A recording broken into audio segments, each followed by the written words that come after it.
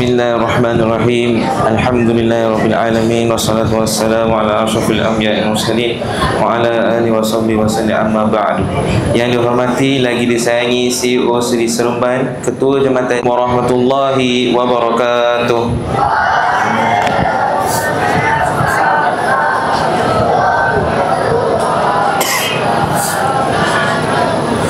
Bagi memberkati lagi majlis kita ini, kita buka dengan Ummul Kitab Al-Fatihah.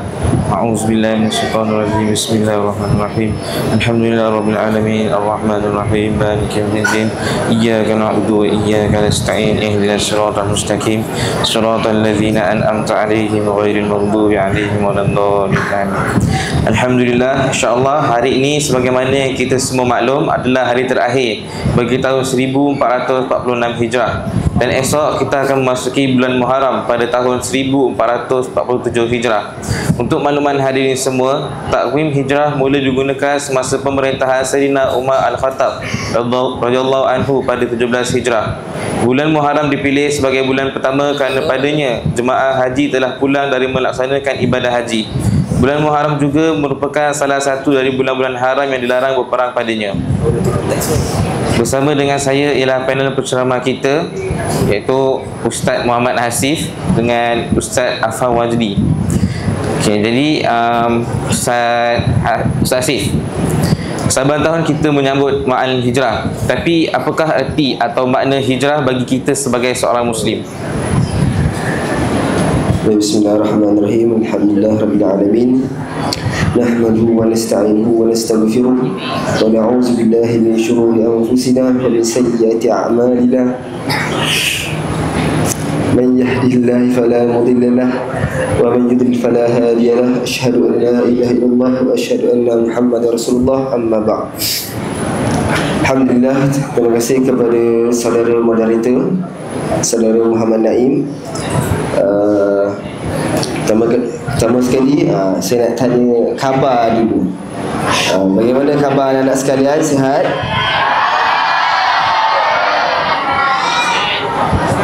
Alhamdulillah.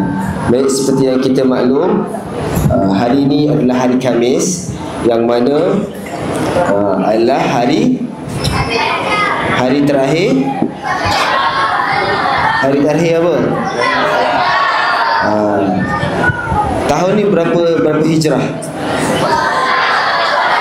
Berapa? 1446. Ya, okay, good. Baik. Sebelum saya ingin mengupas ataupun kita menceritakan apa itu ataupun erti ataupun makna di sebalik hijrah, saya nak tanya kepada semua, apa yang kamu tahu tentang hijrah ataupun apa definisi yang kamu tahu tentang hijrah?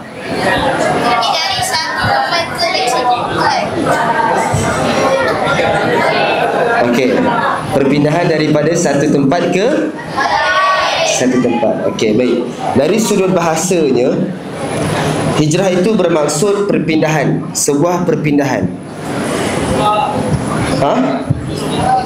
Okey. Kalau dari sudut istilahnya pula, hijrah itu adalah sebuah perjuangan ataupun penghijrahan Nabi Muhammad SAW dari daripada kota Mekah ke daripada kota Mekah ke kota Madinah. Kita semua sedia maklum, kita semua tahu bahawa peristiwa tersebut adalah satu perjuangan Nabi untuk menyebarkan dakwah, menyebarkan Islam. Baik, dalam Al-Quran ada sebut, Allah berfirman, "Wa man yuhajiru fi sabilillah yajid fil ardi mugharaman katsiran wasi'ah."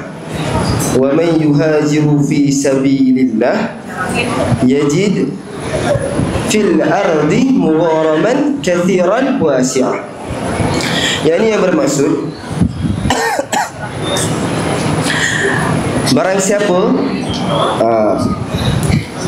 siapa dan sesiapa yang berhijrah pada jalan Allah, iaitu dengan menegakkan ataupun membela Islam, dan sesiapa yang berhijrah di jalan Allah dengan niat ingin menegakkan dan membela Islam, nescaya ia akan dapati di muka bumi ini, yajid fil ardi, ia akan dapati di muka bumi ini mugharaman kathiran wasi'ah.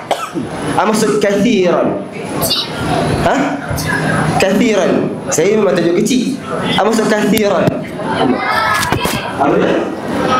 Kathiran maksudnya banyak. Wasi'ah maksudnya luas. Bagulah nasi zaman. Maksudnya yajid fil ardi mugharaman kathiran wasi'ah, nescaya dia akan dapati di muka bumi ini, iaitu tempat yang berhijrah itu ada satu rezeki yang sangat luas dan banyak. Dengan maksud lain,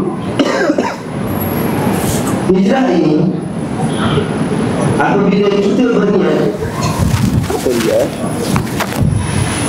baik, apabila kita berniat untuk melakukan satu penghijrahan, ia bukan semata-mata kita berniat untuk berhijrah daripada satu tempat ke satu tempat sahaja. Akan tetapi permulaan hijrah tersebut, kita melihat pada aspek permulaan hijrah tersebut, iaitu bermula dengan apa? Bermula dengan niat. Bagus. Bermula dengan niat. Kerana setiap satu perkara itu mestilah bermula dengan niat. Jadi setiap penghijrahan ataupun setiap hijrah yang kita ingin lakukan itu mesti ada satu niat yang sangat baik. Barulah kita akan kecapi apa? Kecapi apa yang Allah sebutkan tadi? Kecapi apa? Kita akan kecapi rezeki yang sangat banyak dan luas. Dan dalam satu hadis Nabi SAW daripada riwayat Bukhari, dan orang-orang yang berhijrah ini, adalah orang yang berhijrah daripada melakukan ataupun daripada meninggalkan perkara yang Allah larang. Maksudnya apa? Hijrah ini, kalau kita tahu dari segi takrif erti hijrah itu, Nabi berpindah daripada kota Mekah ke kota Madinah adalah disebabkan apa? Siapa tahu kisah Nabi berhijrah disebabkan apa?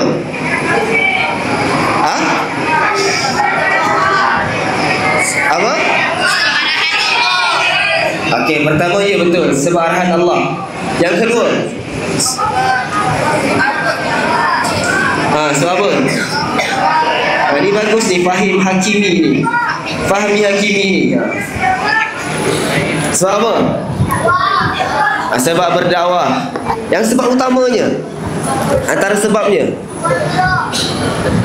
sebab tentangan daripada kaum Quraisy.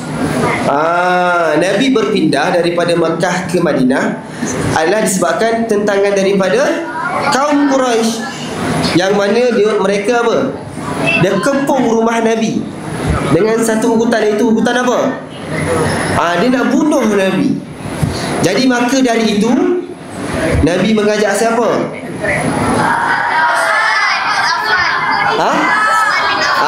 Sayyidina Abu Bakar Siddiq untuk sama-sama berhijrah daripada kota Mekah ke kota Madinah bersama ada seorang lagi sahabat. Dia sebagai penduduk jalan, dia sebagai wis.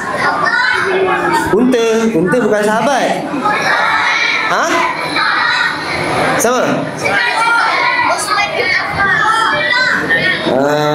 Siapa? Abdullah Al-Laythi. Kalau tidak silap saya, Abdullah Al-Laythi sebagai penunjuk arah.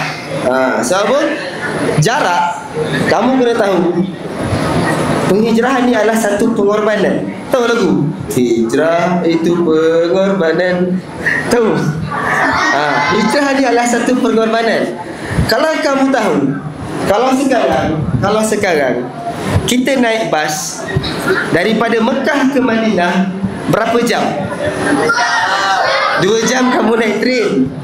Kalau naik bas 6 jam, hampir 6 jam. Kalau kamu naik train yang sekarang ada kereta api laju kan, HSR, Haramain Saudi Railway, itu 2 jam.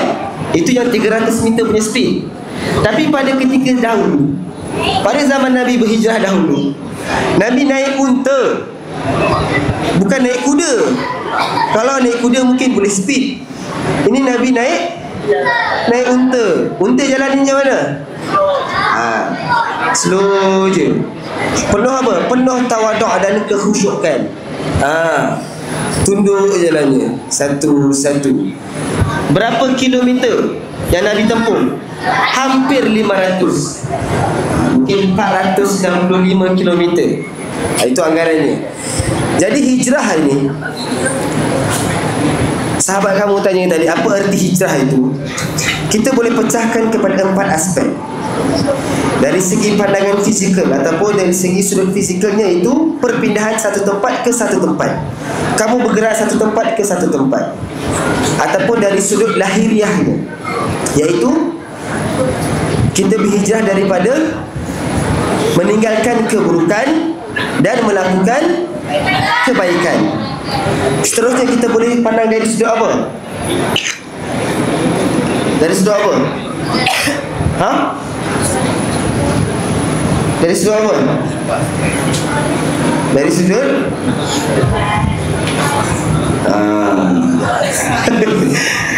dari sudut rohaninya, iaitu apa? Kita ingin menegakkan agama Islam. Jadi saya rasa takrifan ataupun erti yang kita dapat daripada yang saya kongsikan kepada anda tadi, itu adalah sedikit sebanyak maksud hijrah itu sendiri. Dari sudut bahasanya, dari sudut istilahnya, dan apa cerita ataupun apa kisah di sebalik penghijrahan Nabi Muhammad SAW. Jadi saya rasa sekadar itu saja. Jadi saya serahkan semula kepada moderator. Tafadhal mashkur. Menarik takrifan Ustaz tadi. Sesuai dengan tajuk forum kita, memaknai hijrah memacu perubahan, memangkin adanya Islam. Baik Ustaz faham. Kita dah tahu hijrah ni maksudnya merubah atau menjauhkan diri daripada maksiat. Tapi macam mana untuk kita start perjalanan hijrah kita ni Ustaz? Ataupun first step untuk kita menjayakan hijrah atau misi perubahan ini? Terima kasih kepada moderator Muhammad Naim. Bismillahirrahmanirrahim. Alhamdulillahirabbil alamin. Wassalatu wassalamu ala asyrafil anbiya'i wal mursalin wa ala alihi wa sahbihi ajma'in. Amma ba'd, insyaallah bagi menjawab soalan yang diberikan oleh moderator, apakah first step dan mungkin beberapa langkah lagi untuk kita menjayakan hijrah atau misi perubahan, betul? Betul. Okey, baik. Sebelum kita mulakan apa-apa pencerahan berkenaan tentang apa yang patut kita buat, apa perkara pertama yang perlu kita lakukan untuk melakukan perubahan ni? Apa benda yang Ustaz Asif katakan tadi? Dengan niat. Itu yang pertama. Bolehkah kita melakukan sesuatu perkara, tidak kisahlah nak berubah ke, nak bangun tidur ke, nak makan ke, nak belajar ke, tanpa niat? Bolehkah kita buat satu perkara tanpa niat? Orang gila yang buat bodoh tak ada niat. Maksudnya apa? Setiap perkara yang kita lakukan tu, nak tak nak, mesti berserta dengan niat. Jadi dalam satu hadis Nabi dalam kitab Matan Arba'in Imam Nawawi berkenaan tentang niat. Macam mana bunyi dia? Siapa ingat? Innamal a'malu binniyat wa innamal likulli imrin ma nawa. Faman kanat hijratuhu ila Allah wa rasulih. Lagi apa? Fa hijratuhu ila Allah wa rasulih. Lagi, wa man kanat hijratuhu lidunya yusibuha aw imra'atin yankihuha fa hijratuhu ila ma hajara ilai. Rawahul Bukhari wal Muslim. Maksudnya apa? Dalam hadis ini menceritakan bahawa setiap perbuatan ataupun kelakuan yang kita lakukan dalam dunia ini mesti dimulakan dengan niat. dalam hadis itu sendiri menceritakan tentang salah seorang sahabat Nabi yang bernama Hatib bin Baltah. Dia melakukan hijrah yang mana dia ingin berkahwin dengan seorang perempuan yang bernama siapa? Siapa nama perempuan tu dalam hadis Nabi tu? Akram. Siapa nama perempuan tu? Hadi. Siapa dah dapat jawab RM5? Cepat. Siapa? Siapa nama perempuan yang diceritakan dalam hadis tu? Huda. Siapa lah Huda tu? Siapa? Khadijah. Salah. Siapa? Natasha. Aisyah. Okey, dah. Tawaran dah ditutup. Semua salah. Okey. Jadi watak yang berada dalam hadis Nabi itu bernama Ummu Qais. Mesti Ummu Qais siapa baik. Mesti macam tu, tak pernah dengar betul. Jadi hari ni kau dengar, siapakah itu Ummu Qais? Jadi dalam hadis Nabi yang menceritakan tentang niat itu tadi, di sebaliknya menceritakan tentang seorang para sahabat yang bernama Hatib bin Baltah, yang mana niat dia ingin mengahwini seorang wanita yang bernama siapa tadi? Ummu Qais tadi tu. Jadi dalam hadis tu menceritakan niat utama Hatib bin Baltah ni mengikut Nabi berhijrah ke Madinah hanya untuk mengahwini seorang wanita. Jadi dalam hadis tu mengatakan apa yang kita niatkan kita boleh dapat. Betul. Jadi kalau kita niatkan kerana Allah Ta'ala, kita akan dapat Allah Ta'ala dan juga siapa dia dapat? Apa yang diinginkannya. Jadi dalam hadis itu sendiri kita dapat satu perkara. Bila kita buat sesuatu perkara, niat kita mestilah terus kerana Allah Ta'ala, bukan sebab perkara-perkara yang macam contohnya kita belajar ni sebab kita nak SPM straight A's untuk abang-abang SPM kita. Kita belajar ni untuk kita dapat berjaya dalam SPM sahaja. Tapi apa yang berlaku lepas kita dah habis SPM? Apa yang kita dapat? Dapat kerja. Kerja memang dapat, tapi adakah ilmu untuk berkekalan sehingga akhir hayat kita? Belum tentu lagi. Jadi bila kita niatkan, bila kita belajar kerana Allah Ta'ala, jadi kita akan dapat Allah Ta'ala dan juga ilmu yang kita belajari. Macam tu juga apa yang berlaku di sebalik kisah yang berlaku dalam hadis Nabi itu tadi. Jadi apakah first step dan mungkin beberapa langkah untuk kita menjayakan hijrah atau misi perubahan ni? Yang pertama apa? Niat yang murni. Jadi vision kita kena jelas. Apa yang kita ingin lakukan itu mesti jelas. Janganlah kita buat satu perkara tu sekerat-sekerat sahaja. Kita nak buat setakat ni sahaja. Bila dah sampai dah sampai target kita tu, kita dah tak dapat nak teruskan lagi. Sebab apa? Kita dah dapat apa yang kita nak. Tapi bila kita niat kerana Allah Ta'ala pula, bukan sahaja kita dapat apa yang kita nak, keredaan Allah pun kita dapat. Itu yang utama dia. Betul atau tidak? Okey, baik. Itu poin yang pertama. Jadi yang kedua, macam mana pula kita nak berubah ni? Apa langkah-langkah yang seterusnya? Yang kedua adalah dengan sahabat peneman ketika berhijrah. Sahabat. Jadi zaman-zaman persekolahan ni, nak tak nak, bila kita nak melakukan kebaikan ataupun daripada kita cuba berhijrah daripada perkara-perkara yang buruk kepada perkara-perkara yang baik, kita perlukan peneman.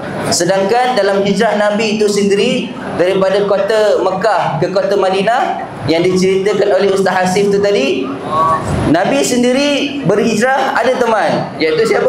Sahabat yang menemani Nabi tu, Abu Bakar As-Siddiq, bersama seorang lagi penunjuk arah di siapa? Ustaz dia dah lupa Ustaz. Kajap dia lupa baru bagi tahu tadi. Siapa yang penunjuk arah tadi tu? Abu Lais. Siapa nama tadi?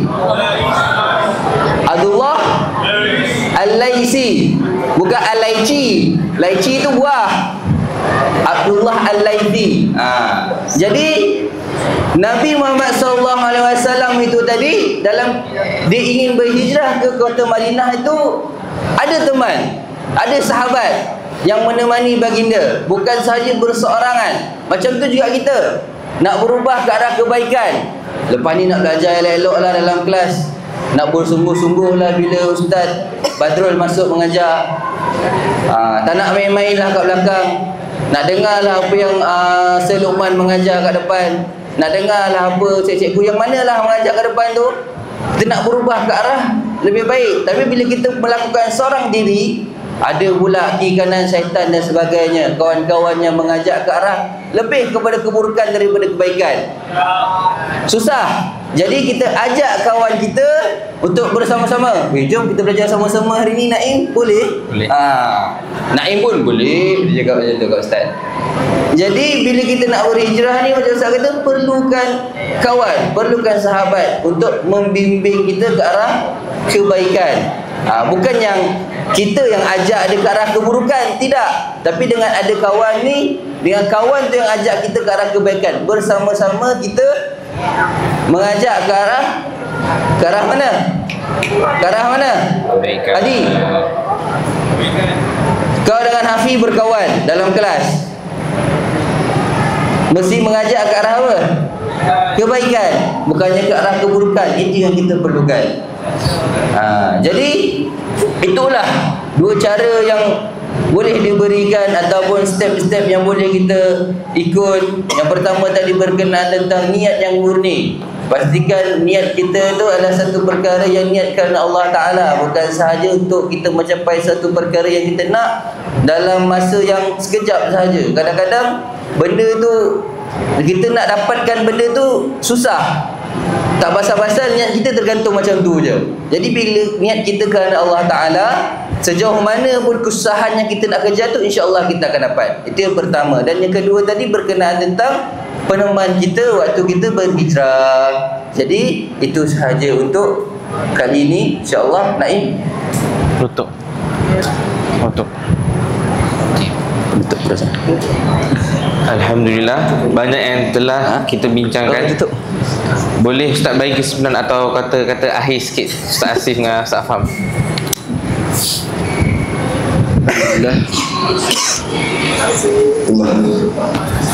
Alhamdulillah.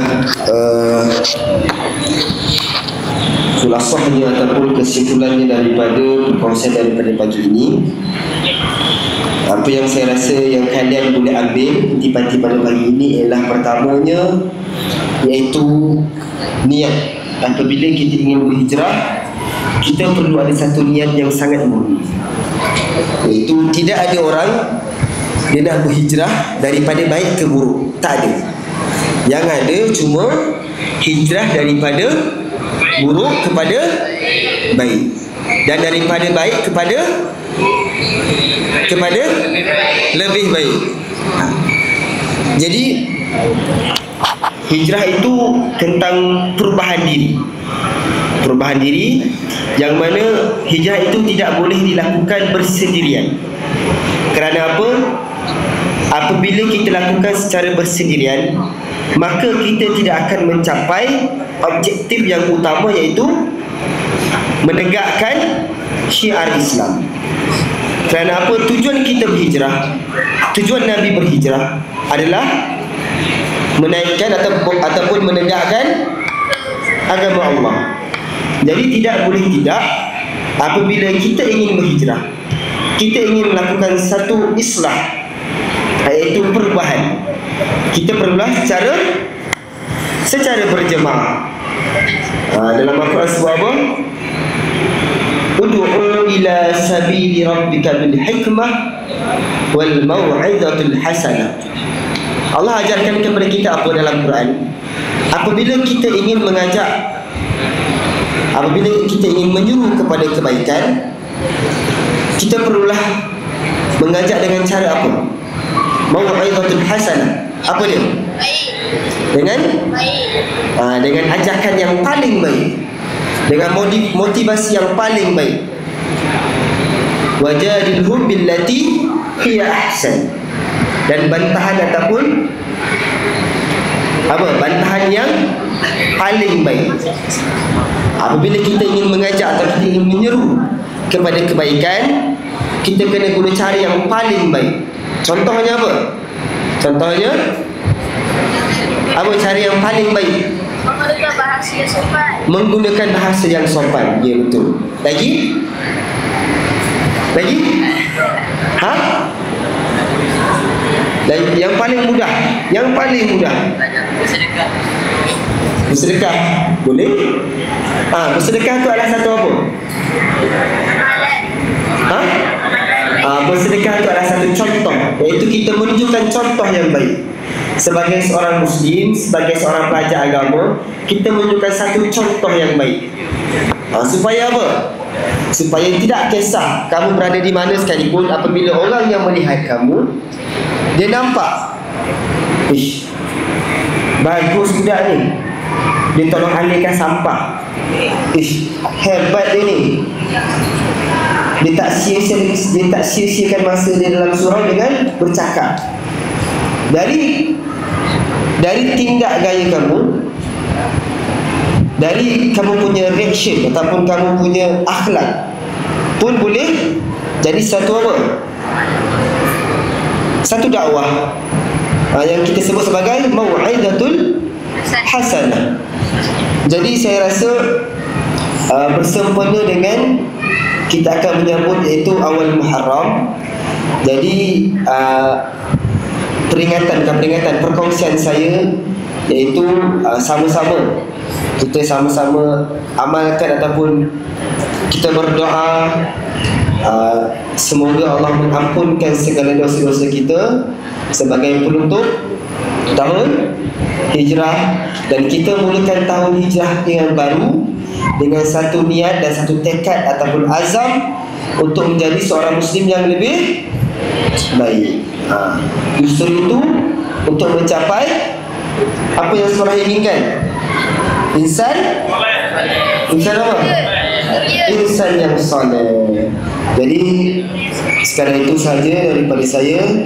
Yang baik datang dari Allah Subhanahu Wa Taala, yang buruk mungkin datang daripada saya. Hakikatnya keduanya datang dari Allah Subhanahu Wa Taala. Sekadar itu moga-moga ia dapat memberi manfaat kepada diri kamu dan sekalian alam. Assalamualaikum warahmatullahi taala wabarakatuh. Ustaz. Ya. Jadi sambutan Ma'al Hijrah ini bukan sekadar acara tahunan, tapi juga menjadi medan untuk kita muhasabah diri atau memperbaharui tekad diri kita untuk menjadi insan yang lebih baik daripada sebelum ni. Jadi insya-Allah kita setelah pun tiba di penghujung majlis, saya ingin merakatkan ucapan jutaan terima kasih kepada panel jemputan kita kerana sudi meluangkan masa dan berkongsi sedikit ilmu pada pagi ini. Akhir kata, mohon ampun dan maaf atas segala kekurangan sepanjang majlis ini berlangsung. Semoga kita semua berada dalam rahmat dan lindungan Allah Subhanahu Wa Taala. Sekian, wabillahi taufiq wal hidayah. Assalamualaikum warahmatullahi wabarakatuh. Waalaikumsalam.